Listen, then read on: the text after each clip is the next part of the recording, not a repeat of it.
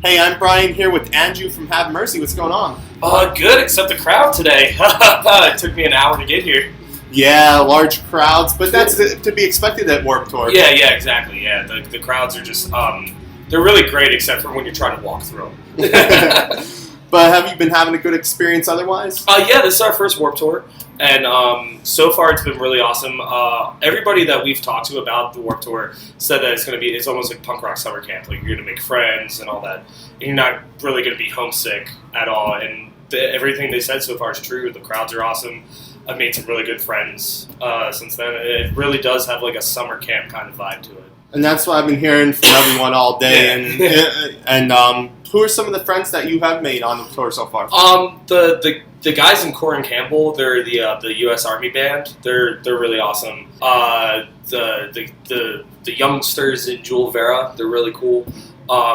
Some of the guys in the Kenneths, been hanging out with them, but mostly because I like to sit at our merch table and interact with like our fans and stuff like that. So I've been mostly meeting like the merch people of it. So like Saul from Candy Hearts and Saul from Candy Hearts. Yeah. And I'm sorry I can't remember the name of the album, but what's the name of it that's currently out right now? A Place of Our Own. Yeah, sorry. A Place of Our Own. That is it. Yeah, I couldn't remember off the top of my head. It skipped a beat in my brain too. Yeah. And I know one of the key songs off there is Howl. Yeah. And tell me a little bit about this album. It came out last year, I think? Yeah, it came out in November of last year. As opposed to our first album that we put out, we only had 4 days to record that.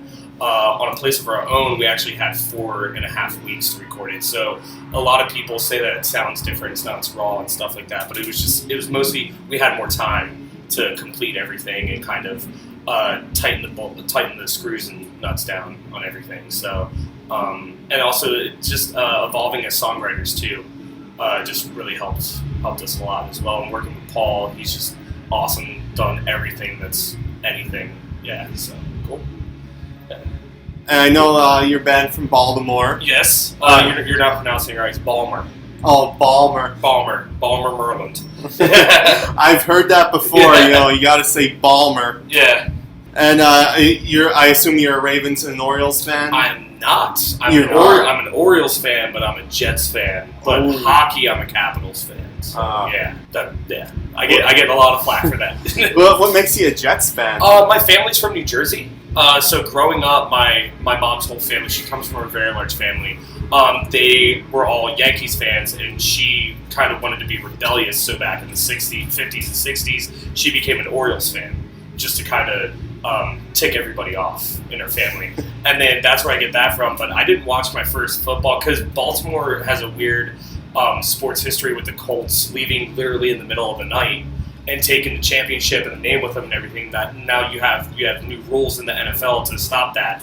So we didn't have a football team the whole time I was growing up until I think it was '96 when the Ravens came to town.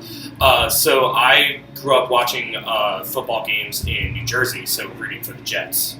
So, and that's still how it is. I'm not gonna lie though, I did freak out when the Ravens won the Super Bowl, the last Super Bowl, and was a little too drunk and kissed a cop.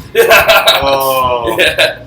But at least, the Ravens, won their second Super Bowl all time, as in the second youngest franchise to win 2 Super Bowls, yeah. Or the youngest franchise to win 2 Super Bowls, yeah. Or Cleveland Brown fans can say, well, our original team actually won it. Because we know how their sports history is. I'm a Philly fan, so I can't really speak too much. And then I'm also a Mets fan, so the only way I can see the Mets is if I go to a Nationals game or a Phillies game. So I get a lot of flack for that, wearing my Mets jersey there. or if they play early with the Orioles, Well, if they're playing the Orioles, I'm going to root for the Orioles, obviously. Yeah. Well, I have an Orioles tattoo. I don't have a Mets tattoo. Yeah. Oh yeah, I see the Oriole tattoo on your arm there. Yeah. Very nice. My boss would like that. My TV job that I have. I'm just gonna go and make it pretty general. Anything cool random facts about the band? Anything you want to throw in? Our singer Brian grew up wanting to be a magician, so there's that. Our bass player Nick, he is a pro wrestler. That's what he used to do before he was in the band. And then me, I'm just a small town boy living in a lonely world. Just another guy in a band. Yeah, just another guy in a band.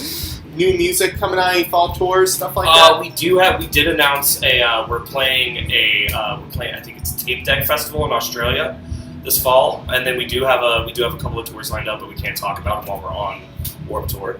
But yeah, and then after that, we're going to be home for Thanksgiving. We're going to celebrate that with the family, and then hopefully start on our third record. Nice. Yeah. And that's about all I have for you All right, today. cool. So, Thank you very much, Brian. No problem. Thank you. Yeah, cool. And I'm Brian here with Andrew from the band Have Mercy. Yep.